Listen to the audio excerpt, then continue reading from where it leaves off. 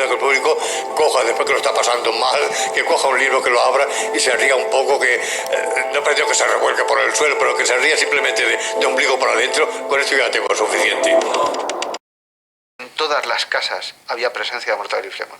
En todas.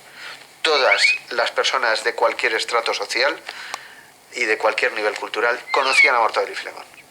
Eso es prácticamente imposible de conseguir. Yo personalmente le agradezco el haberme introducido en el mundo de la lectura, pero creo que probablemente sea una de las personas en la historia, no sé si del mundo, pero por lo menos de España, que más ha contribuido a fomentar la lectura. Cuando yo empecé a ir a preescolar, que se llamaba entonces, con 4 años, pues ya sabía leer algunas palabras, de estar constantemente hojeando esos mortadelos y de sentir curiosidad por lo que decían aquellos bocadillos con letras, ¿no?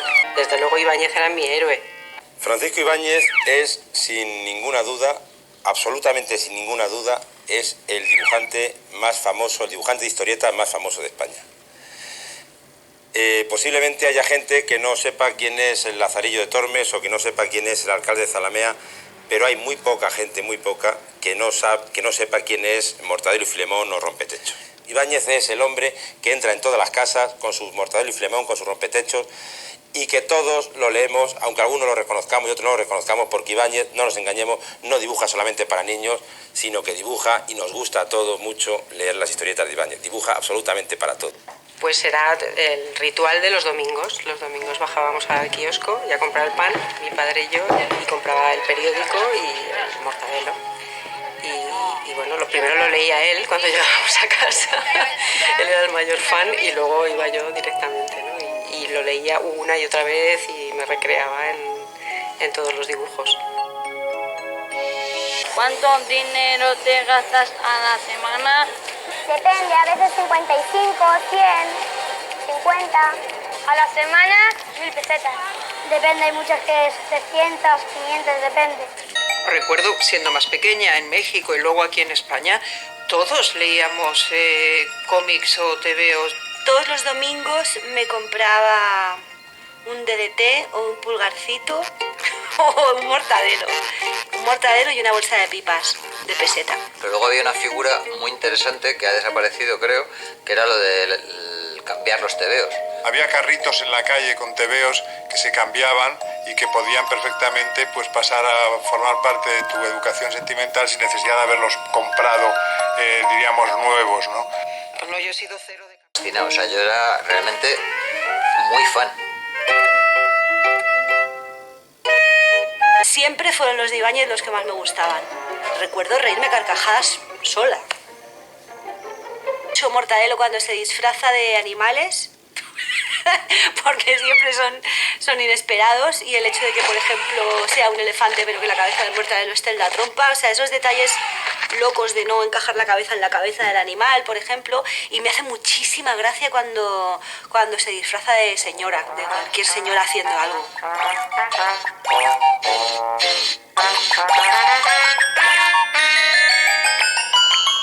Que iba siempre detrás, o sea, era como un poco la última historia de aquellos tebeos.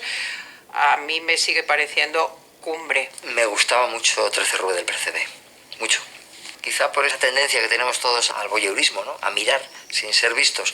Cada casa era una viñeta y eso me parece muy, muy inteligente. O sea, construir una sola página donde no necesitas hacer las viñetas porque cada viñeta es cada uno de los pisos, de las secciones de ese edificio. Cuando era pequeño decía...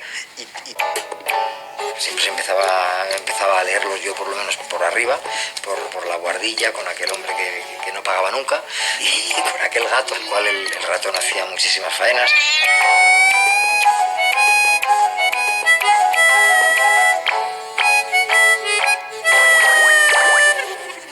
Yo me acuerdo cuando hicimos la película de Vázquez, le preguntaban, pero entonces, usted, don Francisco, ¿no querría que hiciera una película de su vida? Yo, una película de mi vida sería aburridísima. Yo en un tablero dibujando todo el rato. Es que, claro, Vázquez sí puedes hacer una película porque era un golfo, le pasaban cosas, pero a mí no me pasa nada. Mi vida es aburridísima, estoy todo el rato dibujando. Y es gracioso cómo tiene esa especie de cosa que es verdad, que ha sido un esclavo de sus personajes. Había una censura bastante férrea no podías decir tacos o palabrotas, entonces ellos inventaban insultos, o sea, lo de pazguato, merluzo, sapristi, cosas que dicen que son muy graciosas, que se te quedan de niño porque son como palabras, pero eran los sustitutivos de los insultos.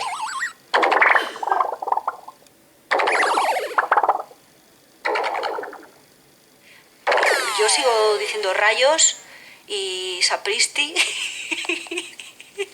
y no sé, he aprendido un montón de palabras con Ibáñez.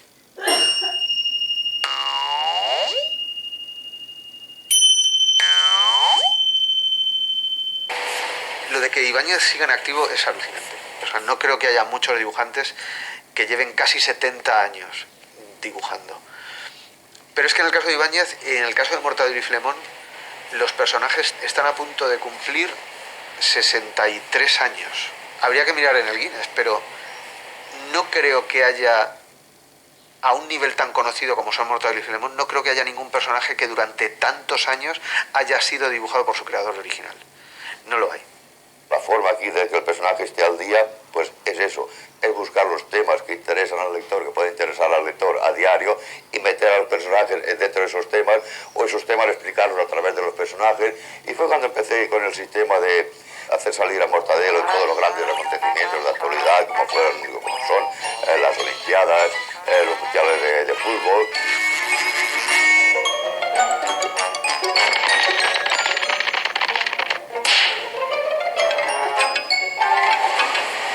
Y luego esa forma de retratar los diferentes países basados en unos tópicos generalizados tan sin plantearse.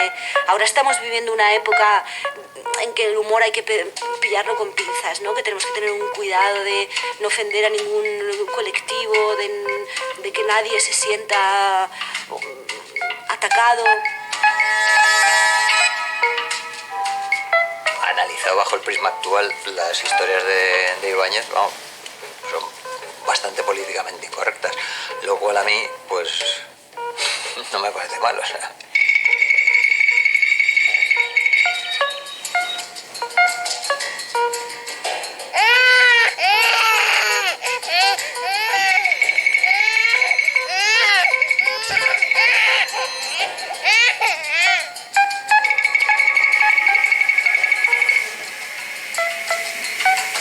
Tiene distintos niveles de lectura. Por un lado tú te quedas con la parte más infantil, pero luego hay una serie de puñaladitas con bastante humor negro por debajo, que a lo mejor eso ya lo entiende una persona más mayor, ¿no?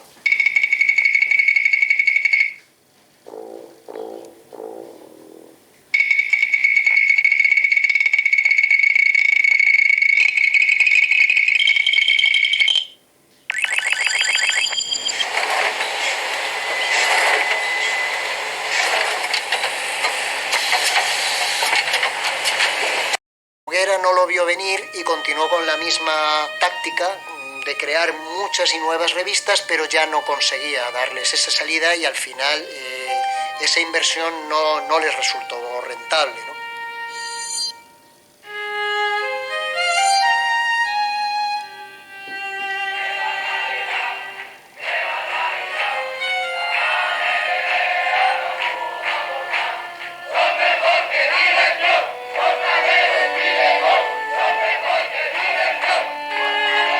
Las 10 menos cuarto, cuando la Guardia Civil ha iniciado el desalojo de los 10 trabajadores de Bruguera que estaban encerrados desde el pasado 21 de agosto.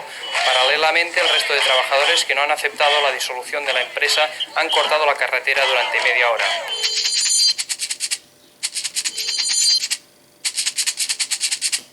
Uno puede preguntarse cómo una serie de más de 60 años sobrevive, muy sencillo. En los años 70 y sobre todo en los 80, Ibáñez decide que los casos en los que trabaja Mortadelo y Filemón estén relacionados con la actualidad social, con la actualidad política, con la actualidad cultural, que aparezcan personajes reales, políticos, actores, deportistas.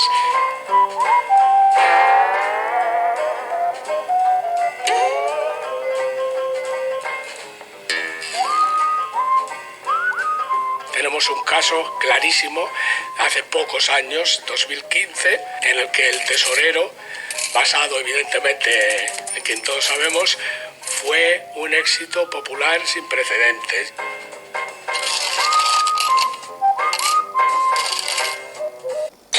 De verdad que el público coja, después que lo está pasando mal, que coja un libro, que lo abra y se ría un poco, que no pretendo que se revuelque por el suelo, pero que se ría simplemente de ombligo para adentro. Con esto ya tengo suficiente.